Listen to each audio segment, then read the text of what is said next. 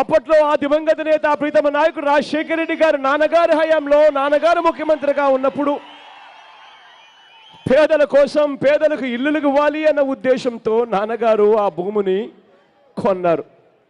దాని తర్వాత ఇదే పెద్ద మనిషి చంద్రబాబు నాయుడు గారు అదే భూమిలో ఏకంగా ప్రజల జీవితాలతో చెలగాటమాడుతూ అక్కడ కూడా అవినీతిని చేస్తూ ఫ్లాట్లు కడతా ఉన్న వైఖరి గురించి ప్రజలు చెప్పారు. 300 అడుగుల ఫ్లాట్ అట. ఆ 300 అడుగుల ఫ్లాట్లలో సిమెంట్ ఏమో సబ్సిడీ రేటుకు వస్తుంది, స్థలమేమో ఉచితంగా వస్తూ ఉంది. ఆ ఫ్లాట్లలో లిఫ్ట్ లేదు, ఫ్లోరింగ్ చూస్తే గ్రనైట్ ఫ్లోరింగ్ కూడా కనీసం కాదు. మరి ఇటువంటి ఫ్లాట్లు కట్టడానికి అడుక్కి ఎంత అవుతుంది అని చెప్పి ఏ కాంట్రాక్టర్ని అడిగినా కూడా ఆ కాంట్రాక్టరు 1000 రూపాయలు దాటదన్నా అని చెప్పి చెప్పిన మాటలు నాకు గుర్తున్నాయి. అటువంటిది 300 అడుగుల ఫ్లాటు అడుక్కు 1000 రూపాయలు అని అంటే 3 లక్షల రూపాయలు దాటే పరిస్థితి లేదు. అటువంటి 3 లక్షలు దాటని ఫ్లాటును ఏకంగా చంద్రబాబు నాయుడు గారు పేదవాడికి అమ్మే రేటు అక్షరాల అడుక్కు 2000 చొప్పున 300 అడుగులకు అక్షరాల 6 లక్షల రూపాయలకు అమ్ముతా ఉన్న పరిస్థితి గురించి కూడా చెప్పారు.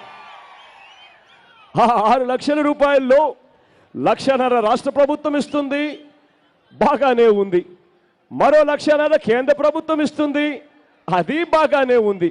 ఆ మిగిలిన 3 లక్షల పరిస్థితి ఏమిటి అని అంటే ఆ పేదవాడి తరపున అప్పుగా రాసుకుంటారట.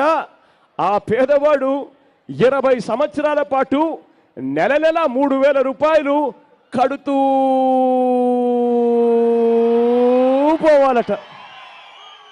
లంచాలేమో తీసుకునేది చంద్రబాబు, ఆ లంచాలకు పేదవాడు 20 సంవత్సరాల పాటు నెల 3,000 రూపాయలు కడుతూనే పోవాలట. ఆ రోజు ఆ పేదవాడికి భరోసా ఇస్తూ నేను అన్న మాటలు కూడా నాకు బాగా గుర్తున్నాయి.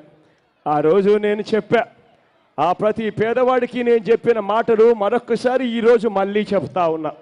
ఆ ప్రతి పేదవాడికి నేను ఇవాళ హామీ ఇస్తా ఉన్నాను.